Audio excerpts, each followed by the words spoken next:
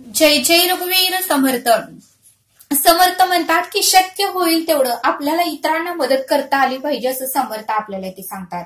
आणि म्हणून समर्थ म्हणतात की घेणाऱ्यापेक्षा कधीही आपण देणारं बनावं, कधीही आपण घेणारे हात पुढे करण्यापेक्षा देणारे हात आपले पुढे व्हावेत असं समर्थ आपल्याला ते सांगतात. आणि म्हणूनच समर्थ म्हणतात की देणाऱ्याची उपमा ही उत्तमच असते, देणाऱ्याला कधीही राजा म्हणतात. आणि म्हणूनच समर्थ म्हणतात की आपल्याला जर राजा म्हणून घ्यायचं असेल तर नेहमी आपल्याला देणारं बनता आलं पाहिजे असं समर्थ आपल्याला ते सांगतात. आणि म्हणूनच समर्थ म्हणतात की एखादा जर गरीब असेल आणि एखाद्याला तर खरंच मदतीची गरज असेल तर त्याला आपल्याला शक्य होईल तेवढी मदत आपल्याला करता आली पाहिजे असं समर्थ आपल्याला ते सांगतात. आणि म्हणूनच समर्थ म्हणतात की जेवढी आपण इतरांना मदत करू, बघा म्हणले तो आनंद आपल्याला किती मिळतो म्हणले, आपल्याला समाधान मिळतं म्हणले, शांती मिळतं म्हणले, तो अनुभव तुम्ही स्वतः घ्या आणि मगच तुम्हाला समजेल असं समर्थ आपल्याला ते सांगतात.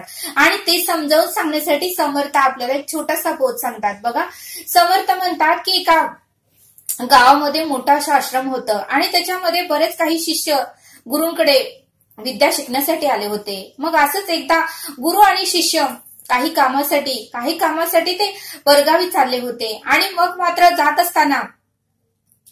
जात असताना एक शेतकरी उन्हाताना शेतीमध्ये नांगरणी करताना, शेतीमध्ये काम करताना त्या शिष्याला दिसलं. त्यावेळेस तो शिष्य आपल्या गुरूंना म्हणाला, गुरुदेव बघताय का, तो शेतकरी उन्हातानाचं शेतीमध्ये काम करत आहे, नांगरणी करत आहे, त्याला किती घाम आलेला आहे, तरीही तो थोडा वेळ सुद्धा थांबत नाही, त्याने डोक्यावरही काही घेतलं नाही. गुरुदेव, आपण एक असं काहीतरी करूया की जेणेकरून तो आता उन्हात उभारलेला आहे, उन्हात तो काम करत आहे, मग आता आपण त्याची जी पिशवी आहे झाडाखाली ती आपण लपवून ठेवूया असं शिष्य गुरुदेवांना म्हणाला. त्यावेळेस गुरुदेव म्हणाले, नाही, असं करून काहीही उपयोग नाही, कारण तो आधीच त्रासामध्ये आहे, आधीच तो उन्हातानात सगळं काही सहन करून तो शेतामध्ये नांगरणी करत आहे, शेतामध्ये जे काही काम आहे ते करत आहे, तो कष्टाळू दिसतोय, तो गरीब दिसतोय, असं आपण असं त्याची पिशवी लपवून ठेवून उगाच त्याला काळजीत आणि विचारात घालवायला नको. त्यावेळेस गुरुदेव म्हणाले शिष्याला असं काही आपल्याला करायचं नाही, तुला जर करायचंच असेल तर एक काम कर, माझा ऐकशील. त्यावेळेस तो शिष्य म्हणाला, गुरुदेव सांगा, कारण माझ्यापेक्षाही तुम्ही अनुभवाने मोठे आहात, तुम्ही विचाराने मोठे आहात,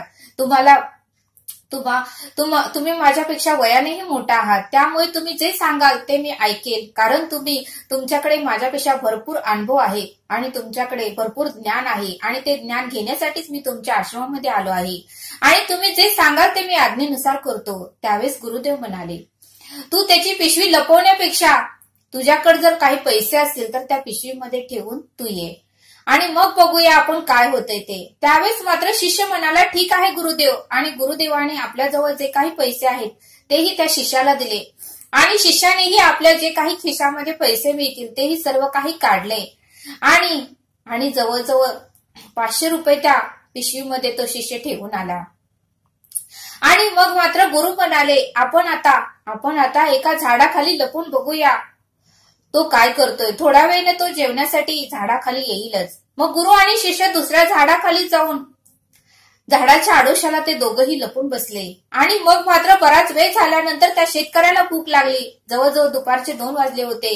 आणि मग मात्र त्याने सगळं काही काम थांबवलं, आपला घाम वगैरे व्यवस्थित पुसला, आपलं तोंड वगैरे पाण्याने स्वच्छ धुतलं आणि तो झाडाखाली येऊन थोडा वेळ थांबला. आणि मग त्याने थोडं पाणी पिलं आणि 5-10 मिनिटं तो शांत बसला, कारण उन्हाचे दिवस होते, त्याला त्रास होत होता, तरीही तो कष्ट करत होता आपल्या संसारासाठी, आपल्या प्रपंचासाठी. जे काही घरामध्ये खर्च आहे ते सर्व काही त्याला दिसत होते, त्यामुळे तो काबाड कष्ट करत होता. आणि थोडा वेळ झाल्यानंतर त्याने आपल्या पिशवीकडे गेला तो आणि पिशवीला हात लावला आणि पिशवीतला त्याने डबा काढला आणि डबा काढल्यानंतर त्याला पिशवीमध्ये 500 रुपये दिसले, 100च्या 5 नोटा दिसल्या. त्यावेळेस त्याला आश्चर्य वाटू लागला की मी तर एवढे पैसे या पिशवीमध्ये ठेवले नव्हते, तर कोणी ठेवले. आणि त्यावेळेस मात्र तो शेतकरी आश्चर्यचकित झाला आणि त्याने चौ बाजूला बघू लागला की कोण आहे का, हाका मारू लागला. जे कोणी रस्त्यावर येत जात होतं त्या सर्वांना तो विचारत होता की भाऊ, दादा, तुमचे हे पैसे आहेत का, माझ्या पिशवीमध्ये कोणीतरी ठेवले आहेत.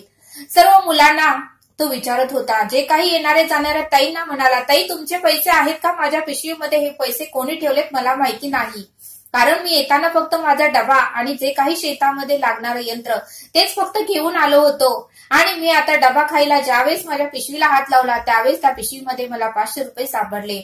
तो सर्वांना बराच वेळ विचारत होता. असं करत करत जवळजवळ 1 तास होऊन गेला आणि मग मात्र त्याला आनंद झाला. ते पैसे कोणीच म्हणत नव्हतं की माझे आहेत आणि तोही प्रामाणिक होता, कष्टाळू होता. तो कोणाचाही 1 रुपया घेत नव्हता. आणि मग त्याने परमेश्वराला म्हणलं, हे परमेश्वरा, हे परब्रह्मा, हे पैसे मी तर चोरी केलेली नाहीत आणि माझ्या पिशवीमध्ये कोणी आणून ठेवलं हे मलाही माहिती नाही आणि हे पैसे चुकून कोणीतरी आणून ठेवले असतील म्हणून मी आज 1 तास झालं सगळ्यांना विचारतही आहे, तरी कोणीही हे पैसे मी ठेवले नाहीत असं म्हणत आहे. आणि हे परमेश्वरा, खरंच तुझे लाख लाख धन्यवाद. आज माझा मुलगा आजारी आहे, त्याला ताप आणि सर्दी झालेली आहे आणि त्याला दवाखान्यात नेण्यासाठी माझ्याकडे पैसेही नव्हते आणि खरंच हा तुझा आशीर्वादच असेल आणि तुझ्या कृपेनेच हे पैसे माझ्या पिशवीमध्ये आले असतील आणि खरंच तुझे कोटी कोटी धन्यवाद. आणि खरंच तुझ्या कृपेमुळे आणि तुझ्या आशीर्वादामुळे आज ह्या पैशाने मी माझ्या मुलाला दवाखान्यात नेतो आणि औषध गोळ्या देऊन त्याला बरं करतो. आणि मग मात्र त्याला खूप आनंद झाला आणि हा आनंद पाहून त्या शिष्य आणि गुरुदेव पलीकडच्या झाडाच्या बाजूला उभा राहून ते सर्व काही पाहत होते, त्याचं सर्व काही ऐकत होते. आणि मग मात्र त्याला आनंद झाला. त्याने सर्व काही डबा संपवला आणि आनंदाने सगळं काही शेतातली कामे उरकून तो आपल्या घरी आनंदाने निघून गेला, हसत हसत निघून गेला.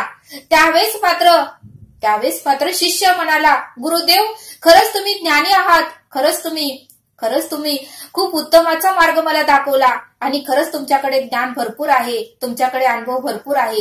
तुम्ही जे सांगितलं ते मी केल्यामुळे खरंच त्या शेतकऱ्याला किती आनंद झाला. त्यावेळेस गुरुदेव म्हणाले, बघ, घेणाऱ्यापेक्षा कधी आपण देणारं बनावं. आज तू देणारा बनलास, आज तू राजा बनलास, आज तू दिल्यामुळे त्याच्या चेहऱ्यावर किती आनंद झाला. त्याचा मुलगा आता बरं होणार म्हणजे त्याचा आशीर्वाद तुला मिळाला, त्याच्या आजारी मुलाचाही आशीर्वाद तुला मिळाला आणि त्याच्या पत्नीचा म्हणजे त्या मुलाच्या आईचाही आशीर्वाद तुला मिळाला. बघ, तू आज देणारा बनल्यामुळे आज तीन लोकांचे आशीर्वाद तुला मिळाले. हे आशीर्वाद तू पैशाने विकत घेऊ शकला नसतास. म्हणून आयुष्यामध्ये कधीही लक्षात ठेव, मी आयुष्यामध्ये तुझ्या बरोबर शेवटपर्यंत असेल किंवा नसेल हे मला माहिती नाही, कारण कधी कोणाचा मृत्यू येईल हे आपण सांगू शकत नाही. त्यावेळेस गुरुदेव म्हणाले, एक फक्त ध्यानात ठेव, तू कितीही मोठा झालास, तुझ्याकडे कितीही पैसा आला आणि तू कुठल्याही मोठ्या पदावर गेला तरी तू कधीही अहंकार बाळगू नकोस, तू कधीही अभिमान ठेवू नकोस. तू गरिबांना प्रत्येकाच्या मन भावना समजून घेण्याचा प्रयत्न कर आणि जितकं होईल तेवढं इतरांना मदत करण्याचा प्रयत्न कर, इतरांना खळखळून आनंद देण्याचा प्रयत्न कर आणि इतरांचा मनापासून आशीर्वाद घेण्याचा प्रयत्न कर. बघ, तुला आयुष्यामध्ये कधीही काहीही कमी पडणार नाही आणि तू कधीही आयुष्यामध्ये दुःखीही होणार नाही आणि तू सदैव राजा होण्याचा प्रयत्न कर आणि इतरांना देण्याचा प्रयत्न कर. आज तू छोटीशी मदत त्या शेतकऱ्याला केल्यामुळे त्याला किती आनंद झाला. त्याचा मुलगा आजारी होता, त्याच्यामुळे तो किती आज प्रसन्न दिसत होता आणि मनापासून त्याने धन्यवाद देवाचेही मानले आणि तू दिल्यामुळे ते धन्यवाद तुलाच मिळाले.